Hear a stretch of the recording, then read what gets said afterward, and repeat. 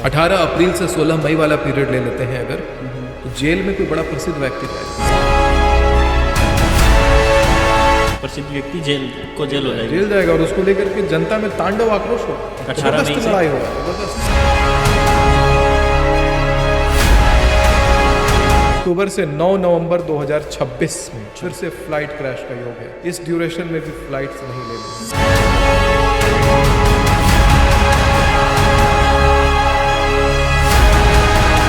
Note करके रख लेना, ग्रुप्स में बताना, अपने परिवार को बताना, प्लेन नहीं लेना है, ट्रेन से सफ़र कर लो। जैसे पॉलिटिक्स की अगर बात करें, क्या कोई बड़े फैसले होने वाले हैं जो मार्केट को हिला दे या देश की थोड़ी सी दिशा ही बदल दे?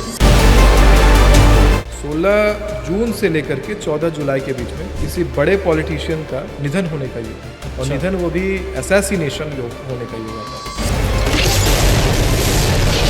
28 जनवरी से लेकर के 27 अप्रैल के बीच में भारत में बहुत बड़ा जन पलायन का योग है।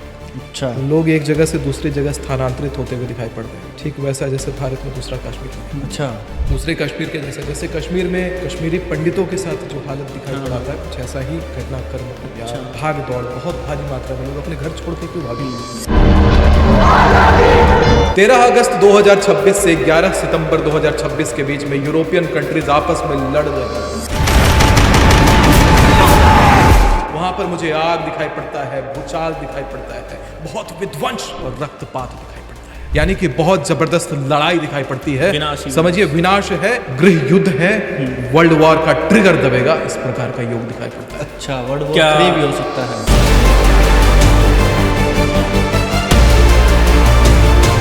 वर्ल्ड कप चल रहा है, उसका फाइनल भारत नहीं खेलेगा। फाइनल भारत नहीं खेलेगा, भारत उसमें हारेगा, ऐसा दिखाई पड़ता है। अपना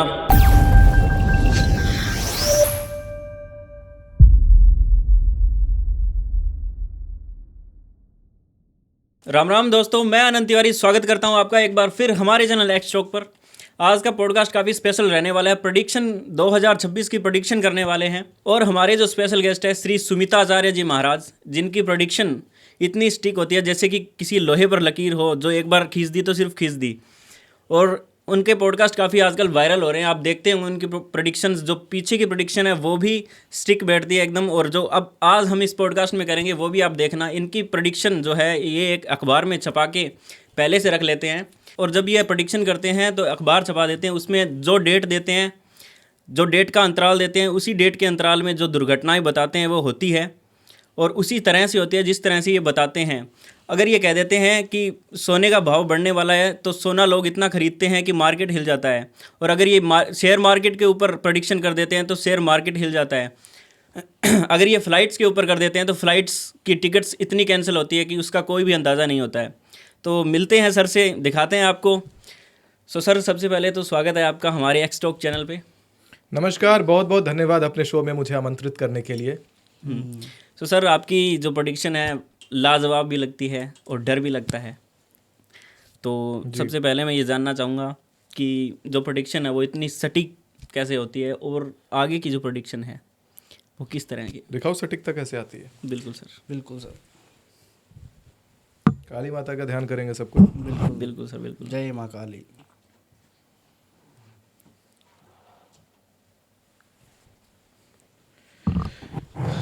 अब आप कोशिश करो मेरी आंखों में देखने का। आपको वो छवि या शक्ति का अगर अनुभव होता है तो आप लाइव कैमरे में बताओ आपको क्या दिखता है। क्या अंदर से कोई और इंसान पीप आउट करता हुआ दिखाई पड़ता है? क्या इंटेंसिटी या ग्रेविटी आप महसूस कर पाते हैं? तो नहीं होता कोई भयंकर आदमी हो, कुछ अलग ही लेवल का? नहीं, ये होती है गंभीरता प्रेडिक्शंस की। गंभीरता और एक प्रकार का सोर्स जो आपने शायद अनुभव करा होगा, और शायद आप उसको कैमरे में अगर व्यक्त कर पाएँ तो आप करें। बिल्कुल। लेकिन मैं व्यक्त नहीं कर सकता। अगर मैं करूं तो ऑफ कैमरा आप जब बातें करते हैं तो इतने चिल मोड में हो आप और हम भी, लेकिन जब मैं आंखों में देख रहा हूं तो एकदम सीरियसनेस नज़र आ रही है। कई बार मैंने देखा है एंकर्स अपने फिंगर्स क्रॉस करते हैं इस छवि को देखने के बाद। अगर कैमरा रिकॉर्ड कर पाए या ना कर पाए मुझे नहीं पता, लेकिन आपकी आत्मा जरूर महसूस कर पा रही होगी। बिल्कुल सर। तो सर, ये आपको कोई वरदान है या खुद ही आप इतना नॉलेज ले चुके हो कि इसे आप जो माने, हम्म, लेकिन कुंडली केवल गणना नहीं होती। बहुत लोग सोचते हैं कि कुंडली गणना सीख करके, कैलकुलेशन सीख करके प्रिडिक्शन करने लग जाएंगे। संभव नहीं है। आपके पूरे ब्लड लाइन से वो होकर के आना चाहिए। अच्छा। और अगर आप अपने स्थान पर जा करके बैठते हैं, बिल्कुल वहाँ जहाँ आपका जड़ है, हाँ, क्योंकि जड़ कटने के बाद इंसान कहीं भी जा करके बैठेगा, वो उतनी शक्ति को नहीं आवाहित कर सकता है जितना वो अपने पैतृक स्थान पर बैठता है, जहाँ उसके पूर्वज बैठते थे। ठीक उसी गद्दी पे, उसी तख्त पे जब वो इंसान बैठता है, फिर उसके अंदर उस सभी पूर्वजों का एक बार में आवाहन होता है, और एक बार जो सभी हुंकार करके जो भविष्यवाणियाँ करते हैं, वो दुनिया को एक अलग दिशा दिखाती है। तो जैसा आपने कहा कि डर लगता है, इसके पीछे डराना उद्देश्य नहीं है। इसके पीछे उद्देश्य है लोगों को ज्ञान ज्योति से उनके डर को भगाना, उनके जीवन को बचाना।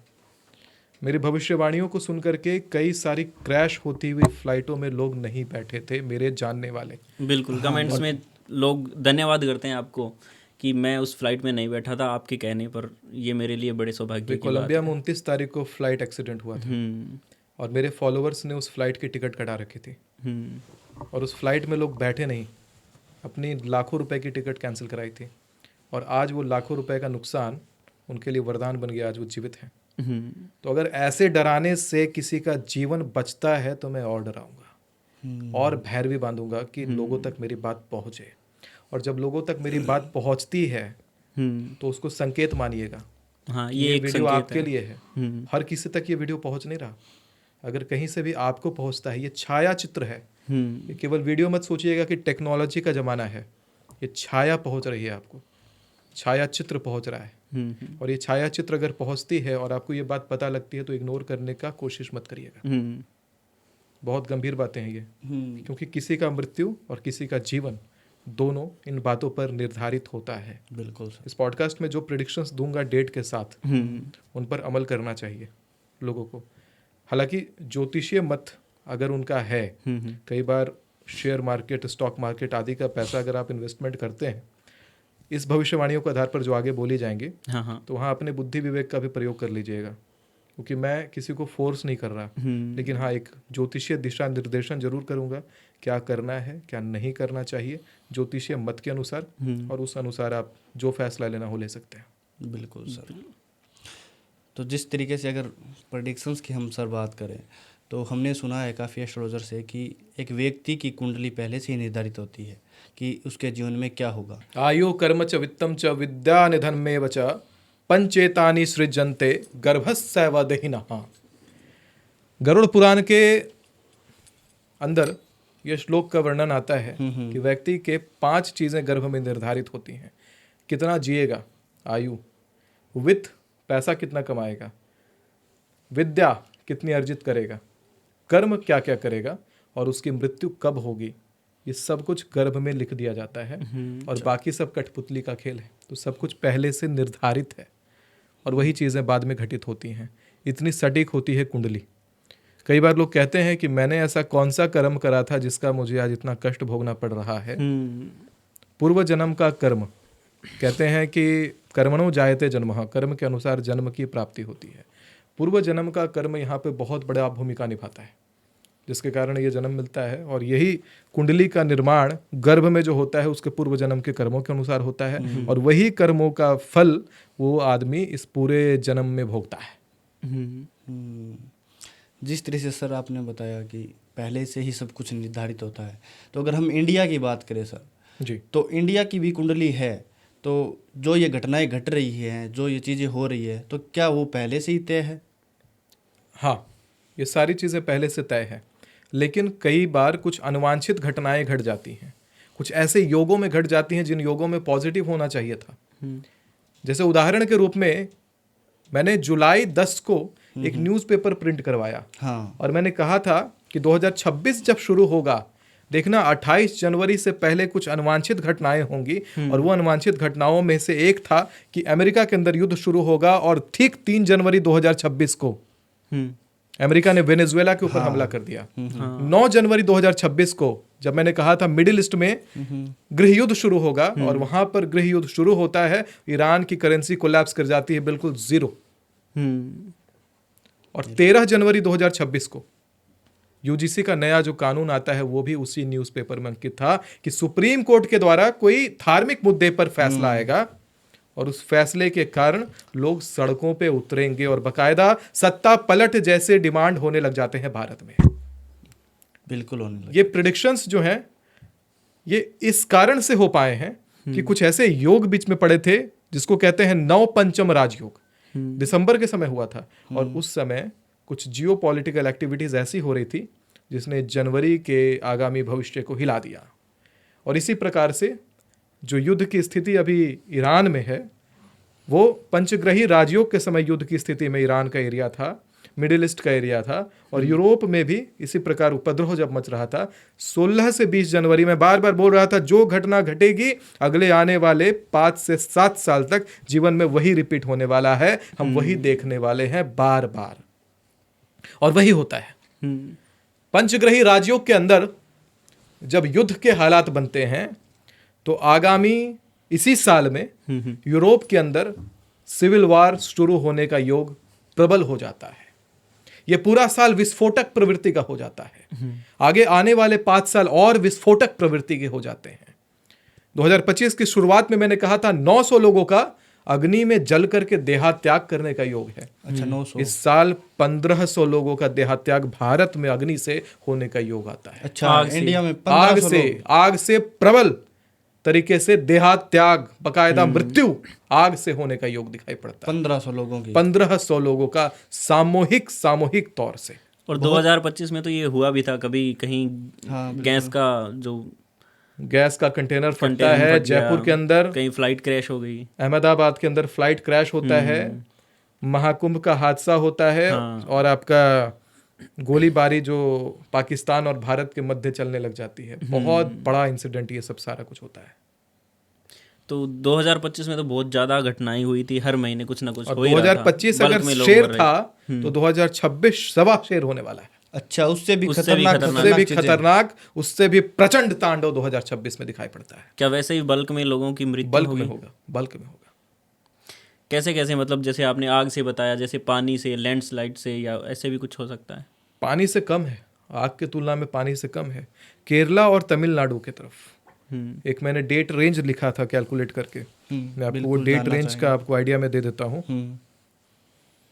यही आपका ये जो महीना आ रहा है 27 मई से 15 जून के बीच में केरला और तमिलनाडु में विध्वंसकारी बाढ़ का योग है। अच्छा बाढ़ आएगी केरला और तमिलनाडु, पानी से डैमेज दिखाई पड़ता है। उसमें बहुत ज़्यादा जन सैलाबों का जो है मृत्यु का योग है वहाँ पर, काफ़ी खतरनाक बाढ़ है वहाँ पर दिखाई जो पड़ता है। इसी बीच में बॉर्डर्स पर मिलिट्री एक्शंस तेज हुआ दिखाई पड़ता है मुझे। अच्छा 18 अप्रैल से 16 मई वाला पीरियड ले लेते हैं अगर, तो जेल में कोई बड़ा प्रसिद्ध व्यक्ति जाएगा, प्रसिद्ध व्यक्ति जेल हो जाएगी, जेल जाएगा और उसको लेकर के जनता में तांडव आक्रोश होगा, जबरदस्त लड़ाई होगा, जबरदस्त देखिएगा, भूचाल मचेगा लड़ाई।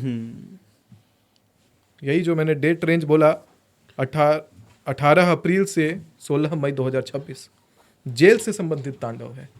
चाहे तो इसमें जेल ब्रेक हो जाएगा, कोई बड़ा जेल ब्रेक होगा, अच्छा चाहे तो पॉलिटिशियन जेल के अंदर जाने से तांडव, जेल से संबंधित तांडव होगा, ये तो तय है। कोई बड़ा पॉलिटिशियन जा सकता है, चांसेस तो बहुत हाई है कि कोई बहुत प्रसिद्ध व्यक्ति जेल में जाएगा, क्योंकि पब्लिक उसके लिए उतरेगी, तांडव होगा, जबरदस्त इसके ऊपर वार्ता होगी, जेल का तांडव दिखाई पड़ता है। जिस तरीके से अभी प्लेन क्रेशेस हो रहे हैं, तो क्या आगे भी इन प्लेन क्रेशेस होने के योग बन रहे हैं? हाँ, मैंने पहले से मना किया है कि 28 जनवरी से 27 फरवरी प्लेन नहीं लेना है, और बार बार प्लेन से रिलेटेड दुर्घटना आ रही है।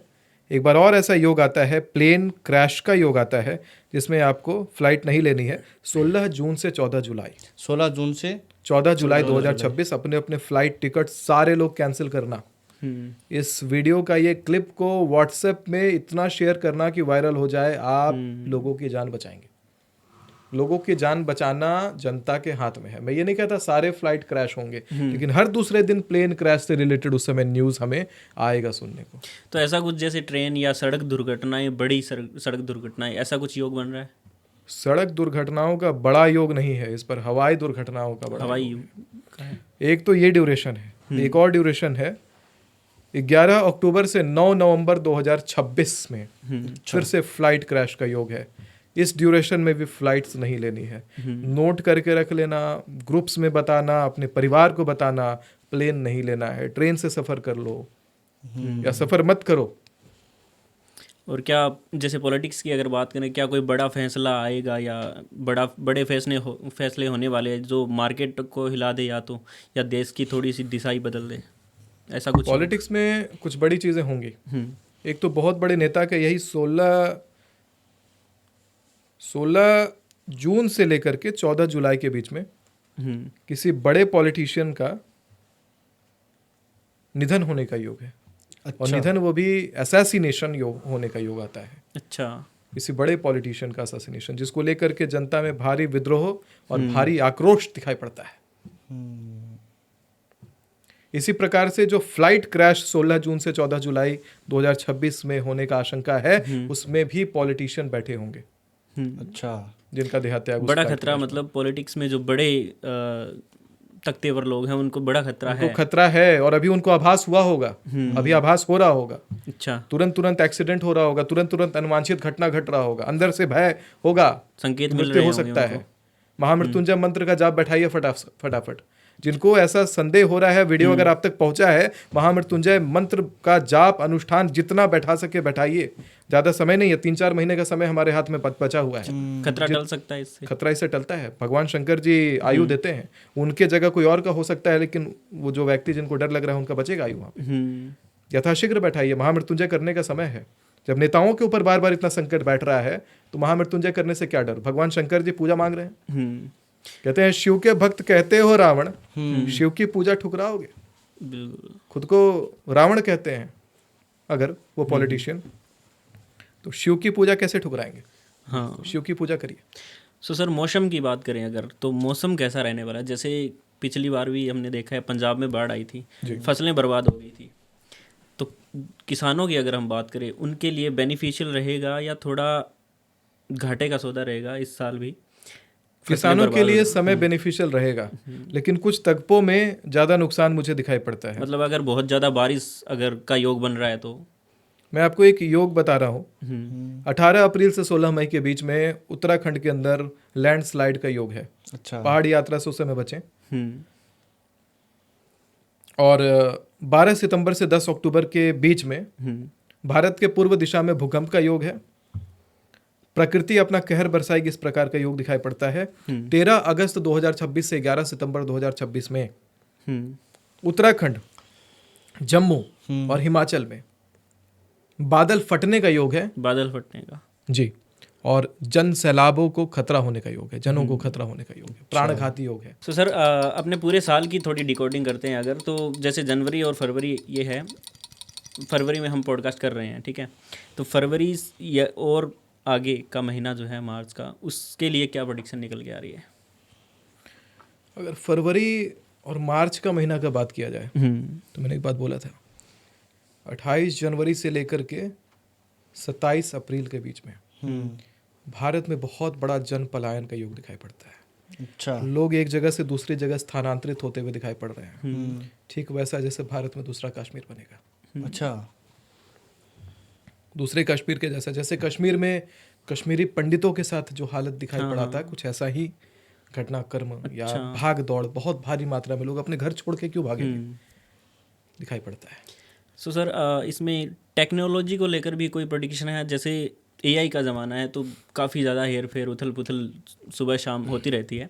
जैसे अभी इंस्टेंट फाइल जो आई है वो अगर देखें तो टेक्नोलॉजी के हिसाब से ही है, वो सभी जगह वायरल हो रही है और बहुत ही ज़्यादा मतलब डर फैला हुआ है लोगों में, उस हिसाब से कुछ है? सब बड़े लोग एक्सपोज होने वाले इसमें। अच्छा। जितने बहुत भी सोच समझ के बोलना है आपको, अपने जो स्टेटमेंट्स हैं बहुत सोच समझ के रखना है, क्योंकि मैंने हालांकि पिछले साल ही ये भविष्यवाणी करी थी कि इस बार बहुत बड़े बड़े लोग एक्सपोज होने वाले हैं। देखिए जनवरी में एप्स्टीन फाइल जैसा कुछ रिलीज हो जाता है। हालांकि इसको देख करके तो यही पता लगता है कि दुनिया पर नर पिशाच शासन करते हैं, कोई नकारात्मक ऊर्जा का शासन। अगर उस फाइल को देखें तो ऐसा मतलब अलग ही दुनिया है, जैसे राक्षसों की दुनिया है, ऐसा कुछ लगता है। पूरा घोर कलयुग है। राम राज्य ला करके ही इस कलयुग को हटाया जा सकता है। कलयुग को हटाया जा सकता है। तो आप लोग वोट करते हो कि नहीं? नहीं, मेरा तो वोट ही नहीं बनाया हुआ मैं तो अब करता तक। हूँ। इसमें कोई करते हो इंटरेस्ट नहीं है ज़्यादा। इंटरेस्ट है पॉलिटिक्स में, इंटरेस्ट है कोई, मतलब डेमोक्रेसी सपोर्ट करते हो या फिर नहीं, या फिर इतना राजतंत्र इंटरेस्ट चाहिए? है नहीं पॉलिटिक्स में, वो सीधा सिंपल वोट करने जाते हैं, और वोट क्या करके क्या आ जाते पसंद है? अगर भारत में राजतंत्र आएगा वो पसंद है या भारत में जो डेमोक्रेसी गवर्नमेंट है वो पसंद हैं। बिल्कुल सर, अगर राजतंत्र आता है तो वो अखंड पसंद भारत के रूप में कोई हम देख ऐसा सकते हैं भारत को। ऐसा राजा हो जो वास्तव में काम करे। है? मतलब धर्मार्थ राजतंत्र ही भारत को तोड़े ना, पूरा अखंड भारत ये में बात बहुत सही बोला है। जिस समय से डेमोक्रेसी भारत में आई है, भारत टूटता जा रहा है। टूटा है। पहले पाकिस्तान आते के साथ पाकिस्तान गया, बांग्लादेश गया, पीओके गया, आएगा कभी नहीं, निकलता जाएगा और अगला पार्टी आएगी वो कहेगा हम लेके आएंगे वापस, वो मुद्दा बनाएंगे, लेकिन आएगा कभी नहीं। डेमोक्रेसी कभी लेके नहीं आया, हमेशा यहाँ से टूट के गया है। अभी भी भारत के टुकड़े होने का डिमांड करते हैं लोग और टुकड़ा करने का डिमांड करते हैं। भारत के अंदर मतलब सत्ता के अंदर सत्ताधारी टुकड़ा करने की बात कर रहे हैं। ये जो उटपटांग जो सोच और उटपटांग समीकरण बन रहा है, ये डेमोक्रेसी के दिन है। ये एक्सपेरिमेंट है। हमेशा से युगों से राजतंत्र चला है, राजा ने शासन किया है। सतयुग है, द्वापर है, त्रेता है, सभी युगों में, कलयुग में भी हमेशा राजतंत्र चला है, राजा ने राज किया है। लेकिन ये पिछले 100 साल का ये जो एक्सपेरिमेंट किया गया है, इसमें देश टूटा है। इस टूटते हुए देश के भविष्य के लिए छत्रपति शिवाजी महाराज ने या छत्रपति संभाजी ने अपने रक्त नहीं बहाए थे। रानियों ने, रानी पद्मावती जैसे रानियों ने जौहर नहीं किया था। इस देश को तोड़ने के लिए नहीं, इस देश की जमीन को बचाने के लिए उन्होंने अपने शरीर को अग्नि में दाह दिया। और यहाँ के जो तथाकथित नेता जब कुर्सी पे बैठते हैं तो उसी कुर्सी को पहले नोचना शुरू करते हैं और देश जाए भाड़ में, ऐसा सोचते हैं। क्योंकि देश की जमीनें टूटती हैं, फिर कैसे, किस कॉन्फिडेंस के साथ या किस अकाउंटेबिलिटी के साथ वो उस चेयर पे बैठते हैं। शंकराचार्य ने बोला था, जगत गुरु शंकराचार्य पुरी मठ के आप देखिए, शंकराचार्य की गद्दी उन्होंने छोड़ रखी है। वो बोलते हैं मैं शंकराचार्य की गद्दी में तभी विद्वान होऊंगा जब भारत में एक बूंद भी गौ का रक्त नहीं गिरेगा। शंकराचार्य इस लेवल का त्याग करते हैं, पर हमारे देश के सत्ताधारी के अंदर थोड़ा भी त्याग नहीं है। मैं अभी के प्रेजेंट सत्ताधारी का ही नहीं, शुरू से जब से डेमोक्रेसी आई है तब से सत्ताधारी के अंदर इस तरह का त्याग नहीं है। त्याग ऐसा होना चाहिए कि हमारे देश से अगर कोई टुकड़ा टूट करके अलग हो रहा है तो हम उसके लिए मर मिटेंगे। जब तक वो टुकड़ा वापस खींच के नहीं लाएंगे तब तक हम चैन की सांस नहीं लेंगे, अपने कुर्सी पे नहीं बैठेंगे। फिर वो किस अकाउंटेबिलिटी के साथ उस कुर्सी पे बैठते हैं। डेमोक्रेसी की सबसे बड़ी कमी यही है कि मीडिया जो दिखाता है लोग उसी को मान करके चलते हैं, उसी को मानते हैं। लेकिन लोग ये भूल जाते हैं कि जिस समय राजतंत्र था, राजा अंदर से कंटेंट फील करता है। राजा के अंदर वो लोभ नहीं होता है कि जिस कुर्सी में बैठे हैं वो कुर्सी 5 साल में चली जाएगी, जितना नोच सको उतना नोच लो। उसके पास पता है कि विस्तार करना है। तभी हमारा जो देश है, उत्तर से दक्षिण तक, पूरब से पश्चिम तक, हर तरफ भारत था, हर तरफ अखंड भारत था, हर तरफ धर्म की नींव थी, हर तरफ धर्म का शासन था, धर्म राज कर रहा था, धर्म फल रहा था, धर्म फूल रहा था। और अभी क्या है, एप्स्टीन फाइल आता है, इतना नर पिशाच और नर कंकाल बैठे हुए हैं हर जगह कंकाल निकल रहा है, हर जगह गंदी नाली के कीड़े निकल रहे हैं। तो क्या इस प्रकार का सरकार हमने देखा था, और क्या इस प्रकार के सरकार को हमने भरोसा लेकर के उनके ऊपर वोटिंग करी थी? नहीं, बिल्कुल नहीं। मैं कहीं से भारत देश के हिसाब से बात नहीं कर रहा, चाहे वो डोनाल्ड ट्रंप हो, चाहे माइक्रोसॉफ्ट के बिल गेट्स हो, किसी को भी जब पावर मिला है तो जनता का प्यार मिला है। और जनता के प्यार का इस प्रकार का प्रयोग, इतना घृणापूर्ण प्रयोग अगर हुआ है और आज भी वो शासन में बैठे हैं, आंख से आंख मिला करके बात करते हैं, मीडिया में बैठ करके बात करते हैं, ऐसे लोगों को तो तत्क्षण प्राण छोड़ देना चाहिए थे। अगर कोई धर्मार्थ व्यक्ति होता तो लज्जित होकर के प्राण त्याग देता। लेकिन आप इनका वो करेज तो देखो कि किस तरीके से ये बैठे हैं अभी भी सत्ता में। तो ये होती है डेमोक्रेसी। और वही अगर राजतंत्र होता, राजा राम जी ने अपनी मर्यादा को बचाने के लिए वनवास तक चुन लिया प्रजा के हित में, और ये प्रजा के हित में अपनी कुर्सी तक नहीं छोड़ते, अपने फायदे के लिए, जमीन अपने फायदे के लिए। इसी कारण से मैं भी वोट नहीं करता। आप भी नहीं करते? मैं भी नहीं करता, कभी नहीं। मुझे डेमोक्रेसी पसंद नहीं। मेरी निजी सोच है कि डेमोक्रेसी मुझे चाहिए ही नहीं। और ये भी भविष्यवाणी मैं करता हूं, एक सत्र और मोदी जी, एक सत्र और योगी जी आएंगे, 3 इलेक्शंस खाली होंगे टोटल, 3 इलेक्शंस तक डेमोक्रेसी है। उसके बाद देखिएगा गवर्नमेंट कोलैप्स करेगा, राजतंत्र आएगा भारत में। अच्छा, डिक्टेटरशिप आएगा। काफी बड़ी बात बोल रहे हो सर। बहुत बड़ी बात बोल रहा हूं, और ये होके रहेगा। इंडिया में डिक्टेटरशिप इंडिया आने में वाली है। डिक्टेटरशिप आएगा, राजतंत्र आएगा और प्रजा खुद डिमांड करेगी। और क्या अभी हम उसके यहाँ बाद यहाँ कमरे में इतने लोग बैठे हैं, अभी तक मैंने किसी को सुना ही नहीं बोलते हुए कि कोई भी यहाँ पे चाहता हो कि हाँ हमें डेमोक्रेसी चाहिए। डेमोक्रेसी जब लोगों को चाहिए नहीं तो है क्यों डेमोक्रेसी? उठा के फेंको ऐसे डेमोक्रेसी।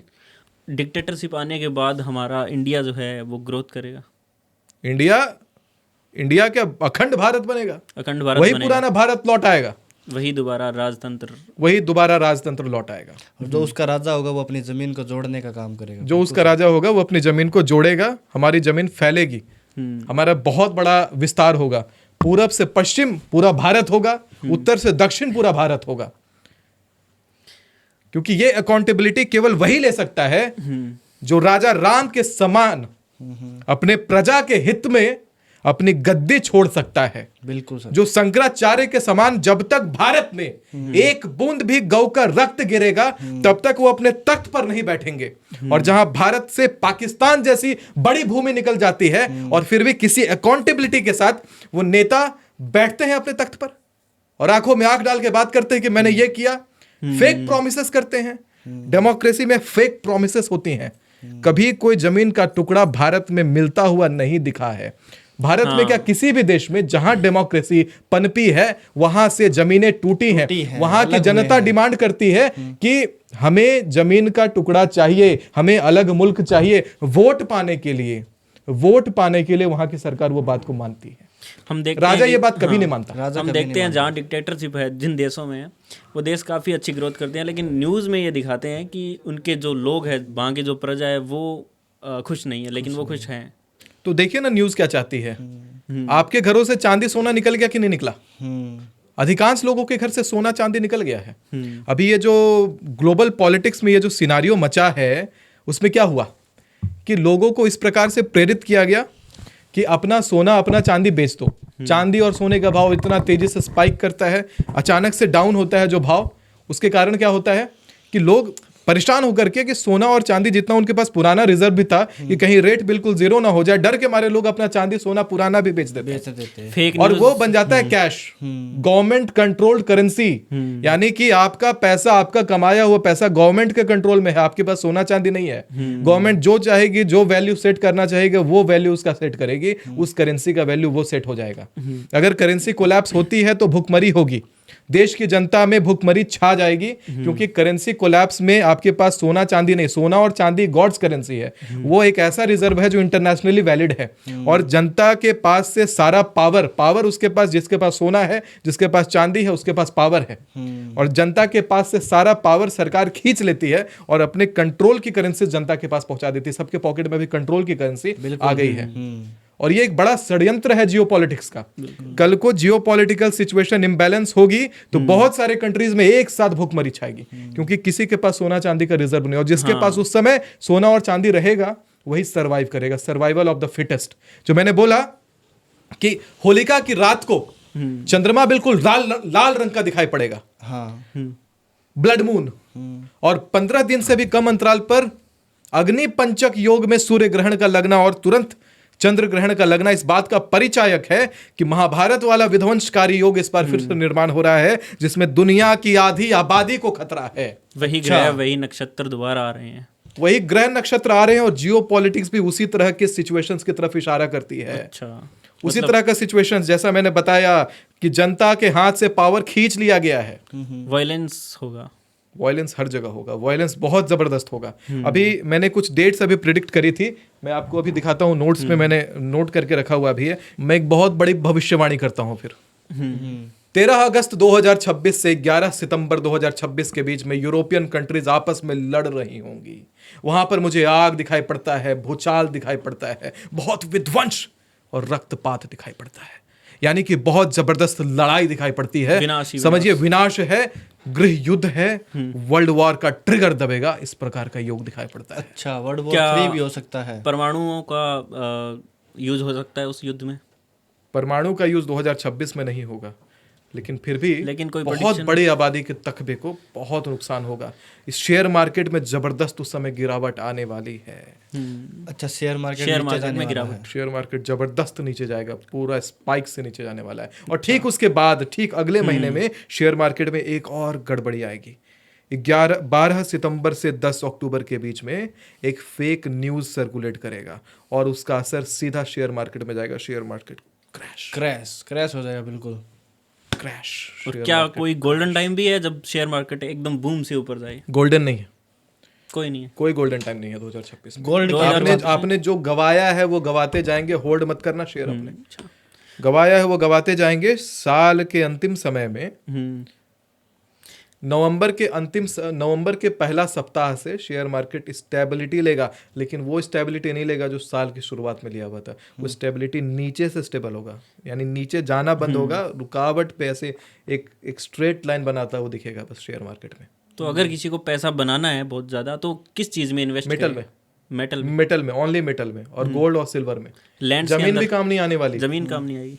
जमीन काम कैसे आएगी? जब वर्ल्ड वार होता है या जब गृह युद्ध होता है उस समय जमीन कोई नहीं खरीदता। जमीन की कोई कीमत नहीं रह जाती, जमीन की वैल्यू नहीं रह जाती। अभी ईरान में आप जमीन खरीदोगे, कोई आपको ईरान में एक 10 एकड़ की जमीन देगा, 10 लाख रुपए लेगा, आप लोगे? नहीं लोगे। जमीन की कोई कीमत नहीं रहती, केवल गोल्ड और सिल्वर। कोई ईरानियन व्यक्ति आएगा यहाँ पे भारत में गोल्ड और सिल्वर लेकर के, आप उसको तुरंत वेलकम करोगे, लेकिन वही अपनी करेंसी लेके आएगा, करेंसी जीरो है। तो गोल्ड और सिल्वर के जो रेट्स हैं वो बढ़ने वाले हैं, बढ़ने वाले हैं बहुत तेजी से। वैल्यू बढ़ेगी, बहुत वैल्यू बढ़ेगी। इस साल तो 2.5 लाख का आंकड़ा क्रॉस करेगा सोना, खुद सोना जी। और सिल्वर 7 लाख क्रॉस करेगा। अच्छा, और कौन सी धातु है वो अगर देखें तो? जिंक और कॉपर, दोनों में इन्वेस्ट करना बड़ा बहुत बढ़िया रहेगा। कॉपर के रिजर्व्स रखो और जिंक के रिजर्व्स रखो, एल्यूमिनियम के रिजर्व्स रखो, बहुत फायदा है। करेंसी की अगर बात करें, इंडिया की करेंसी अभी 19 पे जा रही है, क्या कोई ऐसा टाइम आएगा जब वैल्यू जो है कोलैप्स है? वैल्यू बढ़ेगी कभी? नहीं, कोलैप्स है। अच्छा, अभी और कोलैप्स करेगा। सो सर, अगर अगले महीने की हम बात करें, अप्रैल से मई, क्या कहती है आपकी भविष्यवाणी? अगर अप्रैल से मई के बीच में अगर देखा जाए तो कुछ योग ऐसे दिखाई पड़ते हैं जो मैंने इधर नोट डाउन कर रखा है कि जेल से संबंधित तांडव तो मैंने बताया। भारत इंपोर्ट और एक्सपोर्ट से संबंधित अचानक से कोई नया नियम लाने वाली है। अच्छा, कुछ नए नियम बनेंगे? जी हाँ, और भारत की इकोनॉमी पे उसका सीधा असर होगा बढ़िया। भारत की इकोनॉमी मजबूत होती हुई उससे दिखाई पड़ती है। अच्छा।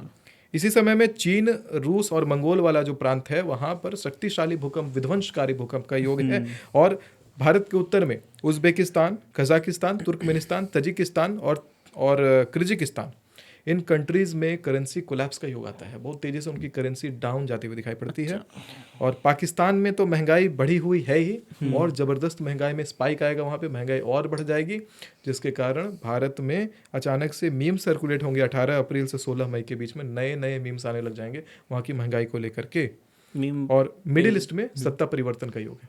अच्छा, मीम्स देखते हैं आप लोग? मीम्स हाँ, फेवरेट कौन सी? पाकिस्तान की तो फेवरेट मान लो, पाकिस्तान वाली। कौन सी पाकिस्तान का कौन सा हैशटैग यूज करते हो? वो चला जा क्या चला जा एक। आप देखते नहीं है मेरे हिसाब से। देखता मैं सब वो सुनना चाहता हूँ। करते हैं सर, फन के लिए निकाल लेते हैं। हाँ, गाली क्या है ना, थोड़ा सा आदमी का ब्लड प्रेशर को रिलैक्स कर देता है। बिल्कुल सर, बिल्कुल। शरीर ऐसे फ्रेश हो जाता है। फ्रेश हो जाता है। यंगस्टर्स तो सभी गाली देते हैं। ऐसा लगता है शरीर में कुछ गांठ बन गई है उस चीज़ों की, अगर बाहर निकल जाती है तो फिर ठीक है। बिल्कुल। बीपी एकदम डाउन हो जाता है। नहीं, बीपी डाउन हो जाता है। बिल्कुल। कौन सी गाली देते हो रिलैक्स होते हो? जैसे सांस छोड़ रहे हो, कौन सी गाली देते हो? और विच गाली, कौन सी गाली है? पापा देख लेंगे। पापा देख लेंगे, लेकिन लोग फिर गाली देंगे नीचे। चलो दे देना, गाली देंगे, दे दो गाली। कौन सी गाली पसंद है लोगों को कमेंट में लिखो। कमेंट में जरूर बताना। कमेंट में गाली बताओ यार। सर, आप तो एस्ट्रोलॉजर है, आप गालियां देते हो? क्यों नहीं देता हूँ? गाली देने में क्या है? गाली किसी को गुस्सा होकर के गाली किसी को हर्ट करने के लिए मत दो। गाली ऐसे फन के लिए, फन के लिए इज गुड। दोस्तों में तो गाली यूज होता है। लड़ाई सेंटेंस का स्टार्ट करो गाली से, सेंटेंस का एंड करो गाली से, कोई मतलब नहीं है। गालियां तो राम जी को पड़ती है भाई। तो आप गाली हमारी संस्कृति है, राम जी को गाली पड़ती है। आप तो एस्ट्रोलॉजर संस्कृत में देते होगे गाली? अरे हिंदी में देता हूँ, अनफिल्टर्ड। कैमरे में नहीं बोलोगे, लेकिन back of the camera Sanskrit में गालियां। अगर थोड़े संबंधों की बात करूं मैं, इंडिया के रिलेशन कौन से देश के साथ सबसे बढ़िया आगे जाएंगे? अमेरिका के साथ? मुझे लगा गर्लफ्रेंड के संबंध की बात करने वाले हो अपनी। वो भी करेंगे, इंडिया के संबंध उसी में ला रहे टॉपिक हो, पर बात topic है। करेंगे आगे। पहले तो इंडिया पाकिस्तान का जान लेते हैं। आगे तो उस पे लाओगे, उस पे लाना है ना बाद में। उस पे लेके आएंगे। देख रहे हो धीरे धीरे कहाँ सीरियसनेस से कहाँ पॉडकास्ट जाने वाला है। शुरुआत में सीरियस करवा रही है, फिर बाद में मजाक चल रहा है इधर। तो इंडिया के रिलेशंस को अगर लेकर के बात किया जाए, भारत सरकार से ये अपील ज़रूर करूंगा मैं, अगर ये वीडियो देख रही है भारत सरकार, कि 15 जुलाई से 12 अगस्त के बीच में इंटरनेशनल रिलेशंस भारत के खराब होते हुए दिखाई पड़ते हैं। बायलैटरल टॉक्स उस समय नहीं रखवाना है। जो पॉलिटिशियंस बायलैटरल टॉक में इन्वॉल्व होगा उसके पॉलिटिकल करियर को क्षति है। तो ध्यान देना, इंटरनेशनल रिलेशंस भी खराब होंगे, उस पॉलिटिशियन का करियर भी डूबेगा। सर कोई ऐसी प्रोडिक्शन आपके पास या ऐसा योग है जो हमारे पाकिस्तान के साथ योग कैसे बताते हैं कि आगे कभी बढ़िया होगा या उनके तमाचे अरे बढ़ेंगे आगे पाकिस्तान भी? तो अपना भाई है यार, पाकिस्तान अपने में ही आएगा। अपना ही छोटा बच्चा अपना है। ही छोटा बच्चा है, आएगा तो वापस। मतलब हड़प लेंगे उसको वापस? हाँ एकदम बुलाएंगे, घर बुलाएंगे, घर वापसी करवाएंगे पाकिस्तान के, डोंट वरी। मतलब राज करेंगे पाकिस्तान के ऊपर। राज करेंगे और मैच अखंड क्या कह भारत रहा है? बनाएंगे, राज करेंगे। इंडिया पाकिस्तान का मैच जो होने वाला है उसमें क्या क्या scene है? प्रेडिक्शन? भारत जीतेगा। इंडिया पाकिस्तान का मैच भारत जीतेगा, लेकिन अंतिम मैच भारत नहीं खेलेगा। मतलब अंतिम T20 के जो वर्ल्ड कप चल रहा है उसका फाइनल भारत नहीं खेलेगा। फाइनल भारत नहीं खेलेगा, भारत उसमें हारेगा ऐसा दिखाई पड़ता है, अपना- लेकिन ये वाला मैच जीतेगा इंडिया। पाकिस्तान के साथ ही फाइनल है बस वही। लेकिन यार इसको देख करके सट्टा वट्टा मत लगाना कोई।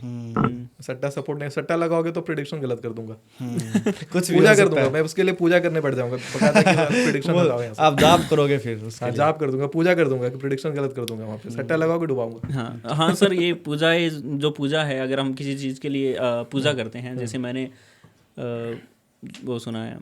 अरे नीतीश जी ने कराई ना पूजा, कहा था नीतीश सीएम नहीं बनेंगे। पूजा करवा लिया उन्होंने। अच्छा, फिर आप उन्होंने पूजा करवाई? पूजा करवाई। अभी देखो ये ममता बनर्जी को लेकर के बंगाल में चुनाव होने वाला है, तो चुनाव का रिजल्ट यही दिखाई पड़ता है कि ग्राउंड रिपोर्टिंग कहती है बीजेपी जीतेगी, बीजेपी जीतेगी। बिल्कुल, हाँ। अब देखो ममता जी का पूजा चल रहा है, ममता बनर्जी जीत जाएगी। पूजा पाठ करवा रहे हैं वो। जैसे तंत्र पूजा का मंत्र पता होते लग हैं। गया ना, पूजा का पता लग गया, पूजा चल रहा है, तो देखना ममता बनर्जी जीत जाएगी। हमारे यहाँ पे पूजा हो रही है ममता बनर्जी की, एक पूजा हमारे यहाँ से भी कंडक्ट हो रही है। जैसे मैं पूछना चाहता हूँ, जैसे तंत्र मंत्र हो गए, इल्यूमिनाटी और ये कर्ण पिशाचनी जो होते हैं ना, ये क्या कितने हद तक काम करते हैं ये?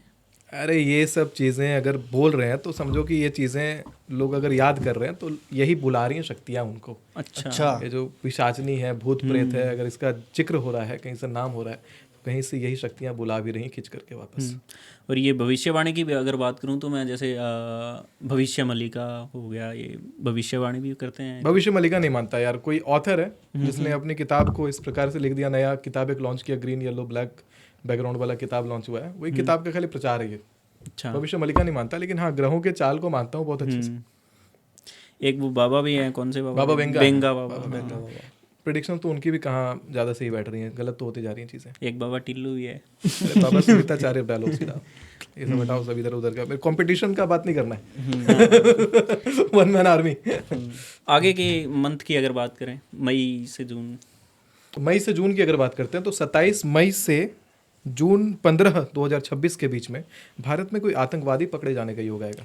अच्छा, आतंकवादी आएगा लेकिन पकड़ा जाएगा। पकड़ा जाएगा और बहुत बड़ा आतंकी साजिश को अंजाम दिया जाएगा। ये ध्यान में रखने की बात है। मतलब साजिशें चल रही है अभी से। हाँ, केरला तमिलनाडु में इस समय बाढ़ भी है, जो मैंने पहले बता दिया हालांकि वीडियो में। बांग्लादेश म्यांमार में कोई नया मुद्दा उठ करके, धार्मिक मुद्दे को लेकर के वहाँ पे हिंसा होगा। अच्छा, यही 27 मई 2026 से 15 जून 2026 के बीच में।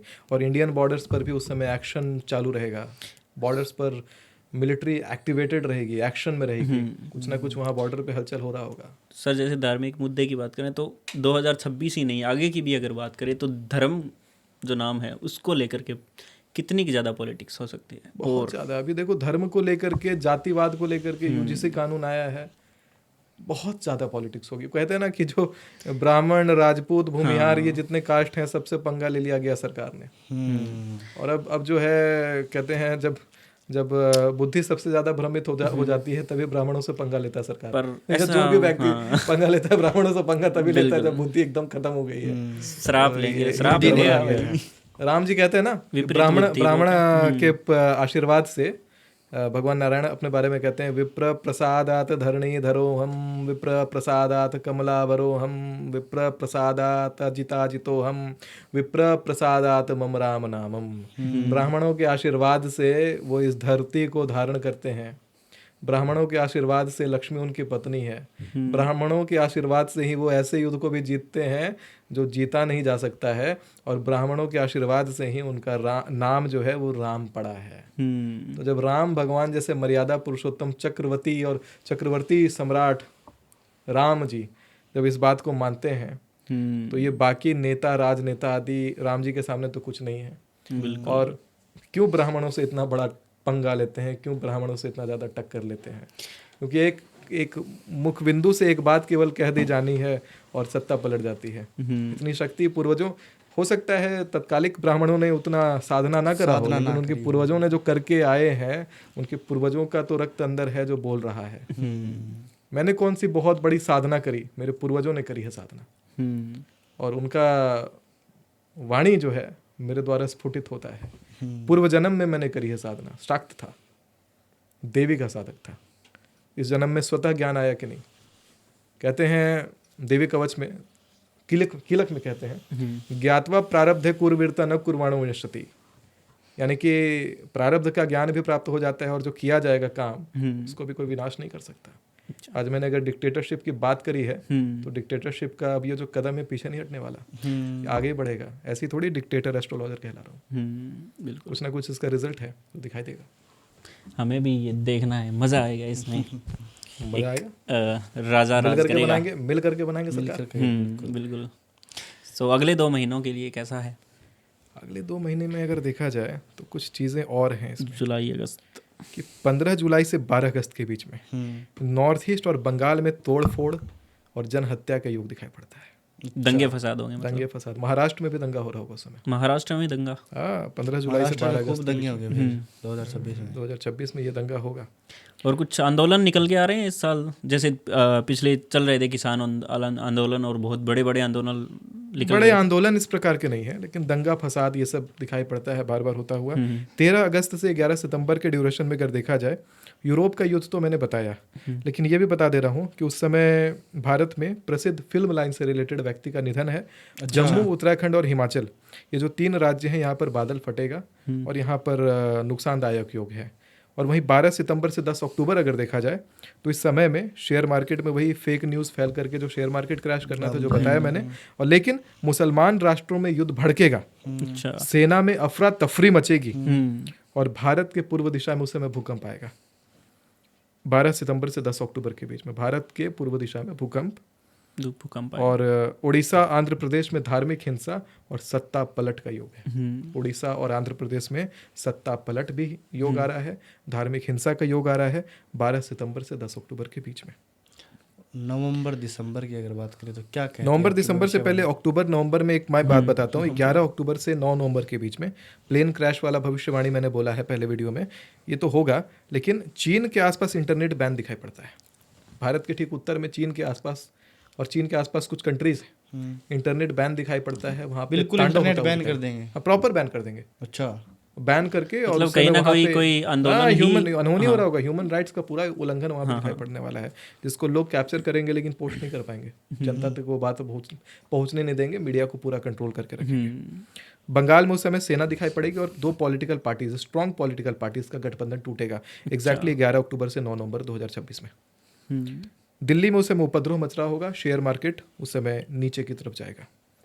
और अगर वही देखा जाए 10 नवंबर से 10 दिसंबर के बीच का एक योग ऐसा आता है, हरियाणा, पंजाब, राजस्थान और दिल्ली का जो क्षेत्र है, वहाँ पर किसी प्रकार के विदेशी हस्तक्षेप से आक्रमण और विद्रोह का योग आता है।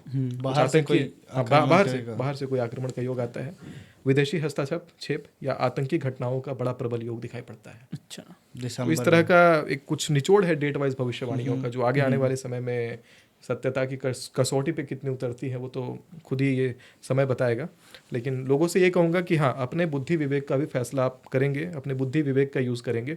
भविष्यवाणी आपको सिग्नल ज़रूर देती है कि करना क्या चाहिए, बाकी उसके ऊपर बुद्धि विवेक भी लगाना है। क्योंकि कली काल है और कलयुग में राहु बहुत प्रबल है, राहु भ्रम भी उत्पन्न करवाता है।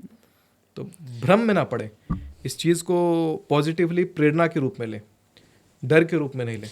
हाँ, जैसे माना जाता है कलयुग का ये जो पीक टाइम है, एकदम इमस्टीन फाइल को देखकर तो ये लगता है कि पीक टाइम पूरा यही है। पूरा पूरा नर पिशाच बैठे हुए हैं सबके सब। तो अब घटिया, ये खत्म होने का नीच चांस आदमी लोग कब बैठे है? खत्म होगा कलयुग कुछ नहीं खत्म? खत्म हुआ। कलयुग कहाँ, कलयुग अभी शुरू हुआ है। 4,32,000 साल का कलयुग है। मैं तो बोला भविष्य मलिका में नहीं मानता हूँ, कह रहा है कलयुग खत्म हो गया, सतयुग शुरुआत हो गया। अरे बकवास बात कर रहे हैं। 5,000 साल बिताने कलयुग के हुए, कृष्ण भगवान को गए 5,000 साल, 5,000 6,000 साल में युग निपटा देंगे, खेला है। तो मतलब इससे भी खतरनाक कुछ चीजें होगी। पूरा पूरा अभी तो कलयुग शुरू हुआ है ना, अभी तो थोड़ा मोड़ा धर्म बचा हुआ हो भी रहा है। ये तो कितने सालों से हो रहा है, अब पता तो अब चला है ना हमें, लेकिन ये तो हो गया, तो हो रहा है।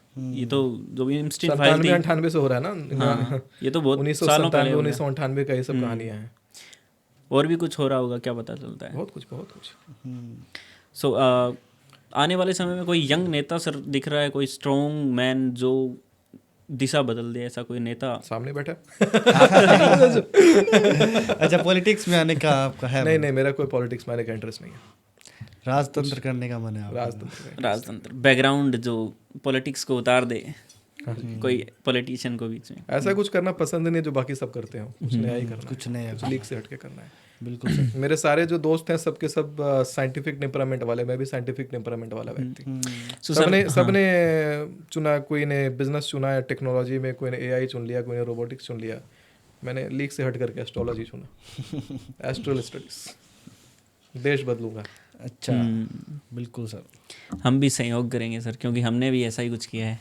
बिल्कुल, हम लोग सब साथ हैं, ऐसे ही टीम बन गया हमारा, टीम बन गया हमारा। हाँ बिल्कुल टीम बन गया सर। सो सर, अब बात करते हैं लोगों की जो मेजर प्रॉब्लम्स है उनकी, और उनकी भविष्यवाणी की, चाहे वो रिलेशनशिप की हो, लव लाइफ, मैरिज, जो भी है उनकी बात करते हैं। तो क्या चल रहा है, कैसा रहेगा? रिलेशनशिप को लेकर के इस बार कुछ अच्छे योग दिखाई पड़ते हैं कि मेष राशि, धनु राशि, मीन राशि और कन्या राशि वाले लोगों के लिए इस साल, अगर लड़के हैं तो नई लड़की का कोई प्रवेश होने का योग दिखाई पड़ता है। अच्छा, लड़कियां हैं तो लड़के का प्रवेश जीवन में दिखाई पड़ता है, कुछ नया संयोग दिखाई पड़ता है। तो मेरी मेष राशि है और लड़की का योग हो रहा है तो देख लेना, पहले वाली परेशान न करे। नहीं, पहले वाले कुछ नहीं है, अखंड सिंगल। अखंड सिंगल हो ही नहीं सकता, मैं मान लेता। सर आप तो काफ़ी युवा हो, तो शादी हो गई आपकी? ऐसा मैं ना शादी पर अगर बात करी है तो मैं ना, अभी यंगस्टर्स इस वीडियो को देखेंगे हाँ, तो यार बहुत लोगों को लव मैरिज करना है और अभी क्रेज बहुत ज़्यादा बढ़ रहा है, अभी क्रेज बढ़ रहा है, इंटरकास्ट करना चाह रहे हैं जो लोग, तो पेरेंट्स को समझा नहीं पाते। कैसे समझाएंगे मैं बताऊं, एक उदाहरण देता हूँ। ऋषि विशर्वा ब्राह्मण और कैकसी राक्षसी, दोनों में शादी हुआ, ब्राह्मण और राक्षसी में हुआ। रिजल्ट क्या बना? जो बेटा हुआ उसको तो वर्ण शंकर होना चाहिए था, रावण को। लेकिन जब भगवान राम जी, इसका कोई धर्माचार्य अगर मुझे इसका रिप्लाई कर पाए तो मैं इस पे लिटरली ये मैं मानूंगा। हाँ, जब विवाह होता है, रावण उत्पन्न होता है, रावण को धर्म शंकर कहा जाता, ब्राह्मण का कोई कर्म करने का अधिकार रावण को नहीं मिलना चाहिए था। लेकिन भगवान राम जी को जब रामेश्वरम शिवलिंग का स्थापना करना था लंका पर चढ़ाई के लिए, तो जामवंत जी से पूछा जाता है कि सबसे श्रेष्ठ ब्राह्मण इस पूरे पृथ्वी पर कौन है? तो कहता है तीनों लोकों में सबसे श्रेष्ठ ब्राह्मण रावण है। रावण का ही तो नाम वर्ण शंकर अगर रावण था, श्रेष्ठ ब्राह्मण रावण क्यों? और वही बाद में राम जी का पूजा करवाता है। इतने ब्राह्मण, इतने ऋषि, इतने महात्मा छोड़ करके रावण, सोचने का विषय है। ये वेद व्यास मुनि का जन्म का कहानी अगर आप सुनते हैं तो आपको पता चलता है कि पराशर मुनि जो ब्राह्मण, मत्स्य गंधा जो मछुआरन, दोनों से उत्पन्न हुआ संतान। तो ये सब जो कहानियां हैं इसके ऊपर कोई तोड़ निकाले, क्योंकि वो जो वर्ण संकर है, दो वर्णों के मिलने से जो जन्म ले रहा है वो तो विश्व विजेता बन रहा है। इसके बारे में दोबारा विचार करना चाहिए समाज को, क्योंकि समाज का नियम समय के साथ बदला जरूर है, लेकिन जो पुराण हैं, कहानियां हैं, कुछ और ही बात कहती हैं। हालांकि यहाँ पर एक बात और आ जाती है कि लड़के जब विवाह करते हैं लड़की से, तो जिस लड़की से विवाह करेगा उस लड़की का वर्ण लड़के के वर्ण में परिवर्तित हो जाता है, क्योंकि लड़की का पुनर्जन्म के जैसा उसको माना जाता है। हाँ, हो जाता है। तो अगर कोई लड़की कोई और कास्ट की है लड़का ब्राह्मण है, राजपूत है, कुछ भी है, तो लड़की उस कास्ट में आ जाएगी वापस, ब्राह्मण हो जाएगी या राजपूत हो जाएगी।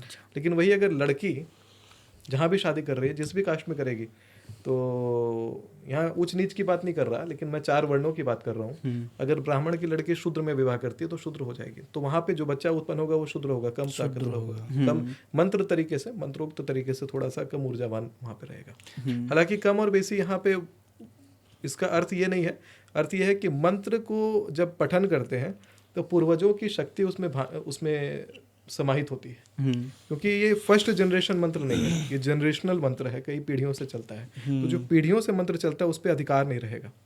और वही अगर जो कह सकते हैं कि अनन्य काम है, अनन्य काम जैसे कि जैसे बिजनेस करना हो सकता है कि बिजनेस पीढ़ियों से चल रहा हो तो बिजनेस करने का अधिकार प्राप्त होगा, लेकिन मंत्रोक्त शक्ति का अधिकार प्राप्त नहीं करेगा उस वर्ण संकरता में।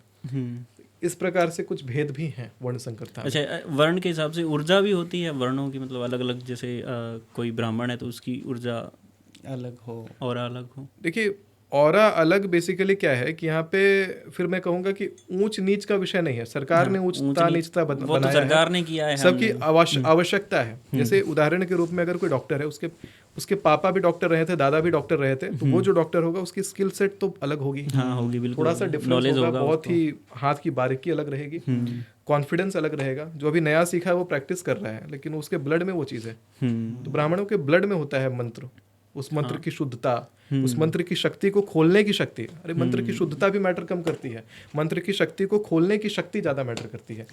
कोई व्यक्ति है जो ओम बोल के चला जाएगा, कोई व्यक्ति ने पूरा स्तोत्र पढ़ दिया, और एक तरफ कोई ऐसा सिद्ध ब्राह्मण का पुत्र आता है और वो केवल ओम मात्र बोल करके चला जाता है, दोनों की जो शक्ति है उसमें आसमान जमीन का अंतर होगा। वो जो ओम जो ब्राह्मण सिद्ध ब्राह्मण ने बोला है उसमें, और जिसने पूरा स्तोत्र पढ़ दिया उसमें, दोनों में आसमान जमीन का अंतर होगा। जो काम ओम से हो जाएगा वो काम स्तोत्र से नहीं होगा, क्योंकि वहाँ पे पूर्वजों का वाइब्रेशन है साथ में, जो उन्होंने तपस्या करा है वो भी मिला हुआ है। तो सर, अगर मैं अब बात करना चाहूँ प्रेम विवाह पर, मतलब कि प्रेम विवाह से भी हटके अगर बात करें, प्रेम कर रहे हैं और वो लड़का या लड़की जैसे भगाकर शादी करते हैं या हरण करके शादी करते हैं, वो किस हद तक सही मानी जा सकती है या गलत मानी जा सकती है?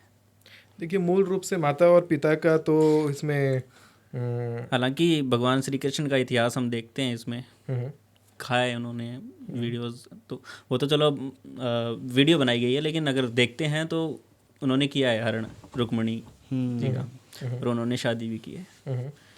देखिए, मूल रूप से देखा जाए तो अभी देश काल परिस्थिति के अनुसार चीज़ों को लेकर के चलना चाहिए कि किसी के भी आत्मा को आहत ना पहुँचे, इतना लेके चलना चाहिए। क्योंकि कई बार ऐसा होता है कि उस कन्या को जिसने जन्म दिया है उससे उस व्यक्ति का मोह बहुत अधिक होता है, और उसकी इच्छा वहाँ पर होनी चाहिए। आप किसी के भी कहते हैं लक्ष्मी का, किसी के धन का, किसी की बेटी का अगर आप हरण करते हैं तो वो पाप तो है, पाप है, पाप है। किसी के आत्मा को आहत पहुंचता है तो उसके कर्मों का फल भी अगले को भोगना पड़ता है। तो इसलिए थोड़ा सा बुद्धि का, थोड़ा इंटेलिजेंस का प्रयोग करके आप दुनिया जीत सकते हैं। थोड़ा समझाइए, अपने आप को अच्छे से स्पष्टता से व्यक्त करिए। अगर आप ये भाव को अच्छे से प्रकट कर सकते हैं कि आप उनकी पुत्री को खुश रखेंगे, अगर आप ये यकीन दिला सकते हैं कि खुश रखेंगे, तो कोई भी बेटी का बाप यही चाहेगा कि हाँ बेटी जहाँ पे खुश रहेगी वहाँ पे मैं बेटी को भेजूंगा। तो आपकी भविष्यवाणी क्या कहती है? लव मैरिज सक्सेसफुल होगी 2026 में? 2026 में ज़्यादा ही लव मैरिज होता है, वो दिखाई पड़ता है। अच्छा, आने वाले टाइम में ज़्यादा ही होगी, क्योंकि आने वाले टाइम में चीज़ें बढ़ रही हैं, लेकिन आने वाले टाइम में मैरिजेस की तरफ लोग थोड़ा कम जाने लग जाएंगे, लड़कियों का मैरिज में इंटरेस्ट कमने लग जाएगा। अच्छा, हाँ, हालांकि 2026 में लव मैरिज ज़्यादा होती हुई दिखाई पड़ती है। ये तो समय अगर देखते हैं, हम तो यंग हैं, हम ये चीज़ देखते हैं, हमारी एज की लड़कियाँ इंटरेस्ट खोई बैठी है प्यार में जी, कि नहीं अब तो हो गया हमारा जी, ऐसा चल रहा है। तो वो ये शादी जल्दी करनी चाहिए, शादी जल्दी करनी चाहिए। 17 साल में जो शादियां होती थी बहुत बढ़िया चलती थी। हमारे दादाजी की शादी 17 साल में हुई थी। कौन सी दिक्कत आई? सरकार ये उठपटांग नियम लाती है, लेट से शादी कराओ। हाँ, पहले ये सबके दिमाग में भरा हुआ है, टाइम से होना चाहिए शादी। जैसे आपकी हो गई मेरी भी तो उस हिसाब से तो लेट ही है, लेकिन 17 साल में शादी अगर होती है लोगों की तो बहुत बढ़िया रहता है। 17-18 साल की शादियां जो होती है बहुत अच्छी चलती भी हैं, क्योंकि पहला प्रेम रहेगा। और अभी 28 साल में 27, 30, 32, 35 साल में पता नहीं कितने बार दिल टूट चुके होंगे, कितनी शादियां टूट चुकी होंगी। बिल्कुल। और उसके बाद जो शादी होती है और जो संतान को जन्म दिया जाता है, वो संतान में भी उतना पावर नहीं रहता, इसीलिए दुनिया तेज खो रही है। दुनिया में जो बच्चे जन्म ले रहे हैं उनमें तेज नहीं है। बिल्कुल। माता पिता भी बहुत जल्दी एक्सपायर होते हैं उनके, 60 साल, 65 साल, 70 साल की एज बची है, 30 साल के बच्चा जो कर रहे हैं तो 30 साल का टाइम बच्चा से हो रिस्पॉन्सिबिलिटी तो नहीं ले अच्छी सकता उतना बात है। ज़्यादा। एक मैन ईगो भी यही कहता है कि जो मेरा प्यार है उसका दिल मैला ना हो। मेरा तो यही कहता है। काफी गहराइयों से पूछ रहा है। I can relate this question. Relate करेंगे। I can see the pain in your eyes. मैं तो यही सोचता हूँ। लगता है कुछ मेला हुआ है। बड़ा संभाल के दिल मैला ना हो बोला इसने, बोलना कुछ और था। नहीं बस मैं तो प्यार कुछ की और बात बोल कर रहे रहा हूँ। नहीं प्यार की ही बात कर रहा हूँ मैं। प्यार पूछ भाई, तो पूछ गहराइयों से सर। तो वैसे फिर सटीकता किस चीज़ में, मैंने प्रेमानंद जी महाराज की एक वीडियो देखी थी, उन्होंने यही कहा था कि प्रेम विवाह आपके लिए उचित रहता है अगर घर वाले आपके खुश हैं तो। घर वाले वही मैंने भी बोला कि पाप नहीं होना चाहिए, किसी का दिल आहत नहीं होना चाहिए, दुखना नहीं चाहिए। घर वालों को मना करके प्रेम विवाह। आप क्या सजेशन देना चाहोगे घर वालों को? घर वालों को वही बोलना चाहूँगा कि अगर वर्ण के कारण प्रेम विवाह रोक रहे हो आप, तो मैंने उसका कारण भी समझा दिया कि अगर वर्ण संकरता भी होती है तो बहुत ही विलक्षण बुद्धि वाला ब्राह्मण जो इतिहास का नया निर्माण कर देता है, वैसा बालक उत्पन्न होता है जो नया इतिहास रच देता है। रावण ने अपने कुल को तार दिया, सभी कुल खानदान को सबको वैकुंठ पहुंचाया, उसके बाद खुद मृत्यु को प्राप्त किया था। हाँ, त्रिकालदर्शी था, इतना बड़ा ज्ञाता हुआ। उसके अंदर क्षत्रिय का, राक्षस का भी गुण था, उसके अंदर ब्राह्मण का भी पूरा गुण था, दोनों लक्षणों का मिश्रण था, पूरा प्रचंड शक्तिशाली। तो ऐसी चीजें होती हैं। लेकिन शूर्पणखा बच गई और क्या जो है देखिए, वो जो लीला होनी है, त्रिकालदर्शी है, अपने तरीके से लीला करवा लेता है। हाँ। लेकिन हमें लगता है कि आप लोगों को भी ये जो सजेशन है शायद आपके माता पिता को समझाने के लिए काम में आएगा ही। बिल्कुल। हमारे माता पिता तो समझे हुए हैं, मेरे तो कहते हैं कि तू ले आ, मेरे पास तो है ही नहीं, मैं कहाँ से लेके आऊँ। So nice. लेकिन ऑलमोस्ट घर वाले तो मेरे तो पॉडकास्ट है मेरे पापा कहते हैं मैं तेरे साथ हूँ, लेकिन हमारे साथ और कोई नहीं है ना। सो सर, बात चल रही है प्रेम विवाह की, इस पे कुछ तड़का बड़का हो जाए। प्रेम विवाह की बात पर एक टूटेगा कप, ये किसका कप है? एक्सटॉक का है। एक्सटॉक पर आप सर के कप को तोड़ करके इतने प्यार से तोड़ना कि एक्सटॉक ये जो टूटे ना फट जाए बाद में। जितने प्यार से टूट रहा है उतने प्यार से जुड़े, खिल जाए नाम। इस नाम को ऐसे खिलाते हैं। वन नहीं टूटा यार। स्ट्रॉन्ग है, स्ट्रॉन्ग है, एक्सटॉक स्ट्रॉन्ग है। टूट गया यो। काफी स्ट्रॉन्ग है। ये मेरे बाज की चोंच है। तो सर, और कौन कौन सी राशियां हैं जिनके लिए लव मैरिज और योग बन रहे हैं? लव मैरिज का मैंने बताया था कि मेष राशि और मेष राशि, सिंह राशि, मीन राशि और धनु राशि के लिए ये साल जबरदस्त रहने वाला है। लव मैरिज के हिसाब से बहुत ही सक्सेसफुल लाइफ वो जीने वाले हैं। अगर लव मैरिज इस बार वो करते हैं या कोई ऐसा इनिशिएटिव लेते हैं तो बढ़िया रहेगा उनके लिए। लेकिन वहीं पर लंके लगेंगे कन्या राशि वालों के लिए, मिथुन राशि वालों के लिए, कुंभ राशि वालों के लिए और वृश्चिक राशि वालों के लिए। ये लोगों को अगर इस तरह का डिसीजन लेने जा रहे हैं, इस बार रुक जाएंगे। अपने पेरेंट्स से नहीं बात करना है, या धोखा हो सकता है, या फिर ऐसा हो सकता है कि आपका जो डिसीजन है वो कैंसिल हो सकता है। किसी तरीके से विवाह वाला जो निर्णय है उसके ऊपर थोड़ा सा आपको विराम देना चाहिए। बस यहाँ इतना कह सकते कि कट जाएगा आपका, कट जाएगा। अब यहाँ वृषभ राशि वाले लोग, कर्क राशि वाले लोग और जो हमारे मकर राशि वाले लोग हैं, ये लोग के लिए है कि कोई बड़ा इन्वेस्टमेंट नहीं करना है। बड़ा इन्वेस्टमेंट अगर करने वाले हैं 2026 में तो थोड़ा सा बच के रहना है, लड़ाई झगड़े से दूर रहना है, केस में फंस जाएंगे। अच्छा, और एक्स्ट्रा मैरिटल अफेयर वगैरह जो होते हैं सर, वो कौन सी राशियां लेकर आती हैं? एक्स्ट्रा मैरिटल अफेयर्स लेकर के आने वाला जो योग है, बेसिकली कुंडली में शुक्र की राशि में शनि का बैठना या शनि की राशि में शुक्र का बैठना, एक ये योग लेकर के आता है। दूसरा, चतुर्थ भाव में, लग्न भाव में, सप्तम भाव में, अष्टम में और द्वादश भाव में शुक्र का बैठना उच्च की राशि में, इस तरह का योग लेके आता है। तीसरे भाव में शुक्र का बैठना इस तरह का योग लेकर के आता है। और अगर देखा जाए कि चंद्रमा का विशेष रूप से अगर पंचम भाव में चंद्रमा पीड़ित रहे, चंद्रमा नवम भाव में पीड़ित रहे, चंद्रमा अगर द्वादश भाव में पीड़ित रहे, तो भी इस तरह का योग लेकर के आता है। कहीं ना कहीं शुक्र की प्रेजेंस ज़्यादा है, शुक्र की प्रेजेंस और शनि की प्रेजेंस बहुत ज्यादा मैटर करती है, जो किसी और का एक इंटरेस्ट राहु, बढ़ा देते हैं। और एक राहु। राहु राहु 10 में दुनिया वश में तो जरूर कहते हैं, लेकिन राहु 10 में जब जाता है तो बहुत ज्यादा भ्रम भी उत्पन्न करवाता है।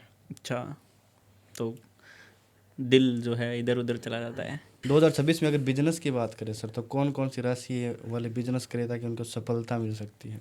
अगर बिजनेस ही करना है तो मेष राशि वालों के लिए, वृश्चिक राशि वालों के लिए, मकर राशि वालों के लिए और धनु राशि वालों के लिए बिजनेस करने का योग बड़ा प्रबल है। और मेटालिक चीज़ों का बिजनेस करेंगे तो लाभ होगा। मेटल से अलावा कुछ और क्या करते हैं तो उसमें नुकसान होने का चांस है।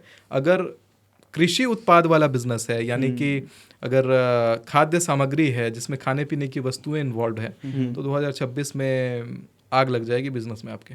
अच्छा, नहीं करना है। और ये ऑनलाइन में, सोशल मीडिया में अगर ट्राई करे कोई तो सोशल मीडिया अच्छा बूम करेगा, क्योंकि इस बार कन्या लग्न का साल है Creators और के विस्फोटक योग लेकर के आता है। बैकग्राउंड ध्यान रहे कि आपका रेड बैकग्राउंड अगर रहे या कहीं भी कोई रेड कलर का ब्राइट ऑब्जेक्ट रहे, तो आप देखेंगे कि 2026 में बड़ा तेजी से वायरल होंगे। अच्छा, मतलब क्रिएटर्स के लिए 2026 में काफ़ी बेनिफिशियल रहेगा। काफी रेड कलर बेनिफिशियल ये यूज योग अगर है। हाँ, इस बार बढ़िया है क्रिएटर्स के लिए। साल सभी वायरल होंगे। ये पॉडकास्ट भी वायरल जाएगा। बिल्कुल सर, सब प्रिडिक्शन, सारे रील कटेंगे वायरल। बस आपकी तो कितने हाईएस्ट व्यूज गए अभी तक जब ये पॉडकास्ट? 47 मान लो 47 मिलियन। नाइस। मे बी हम लोग इस बार 70-100 मिलियन क्रॉस कर रहे होंगे।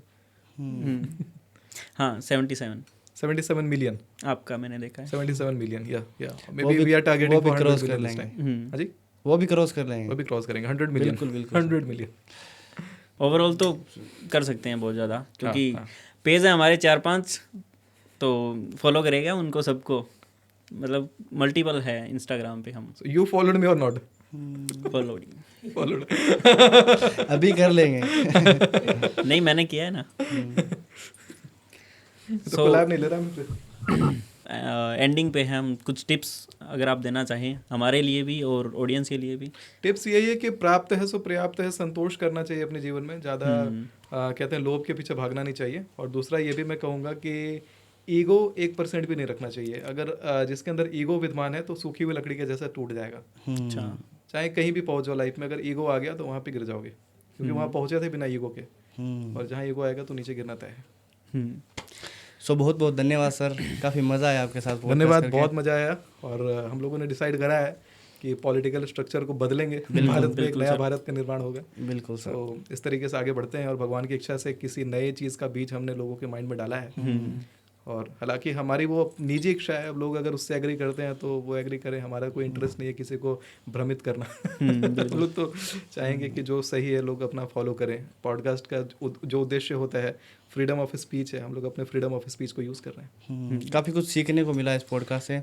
आई होप आप सभी को भी काफ़ी कुछ सीखने को मिला होगा इस पॉडकास्ट से। अगर आपको कुछ डाउट हो या फिर आपके कोई क्वेश्चन हो, वो हमें हमारे कमेंट में ज़रूर कीजिए, सर खुद उसके रिप्लाई करेंगे। और कमेंट में जय श्री महाकाल जरूर लिखना। जय श्री महाकाल, राधे राधे। और सर से अगर कोई कुंडली डिकोड करवाना चाहता है, अपनी कुंडली दिखाना चाहता है, चाहे किसी भी चीज़ के लिए, तो आप इनकी वेबसाइट पर जाके कर सकते हैं। सो सर बहुत बहुत धन्यवाद। जय श्री राम, राम राम। नमस्कार। इस एपिसोड में मुझे बुलाने के लिए एज अ गेस्ट आप सभी का आभार। और चैनल को सब्सक्राइब करें और फॉलो करें हमें इंस्टाग्राम पे भी, और सर को भी फॉलो करें। और हम ऐसे ही एपिसोड लाते रहेंगे आपके लिए आगे भी। और कमेंट में ये ज़रूर बताइए कौन सा टॉपिक आपको सबसे अच्छा लगा। अगर रिलेशनशिप का जो हमने डिकोड किया है, अगर वो अच्छा लगा तो उसके ऊपर पूरा सेपरेट पॉडकास्ट हम आपके लिए लेकर आएंगे, वो भी सर के साथ। धन्यवाद।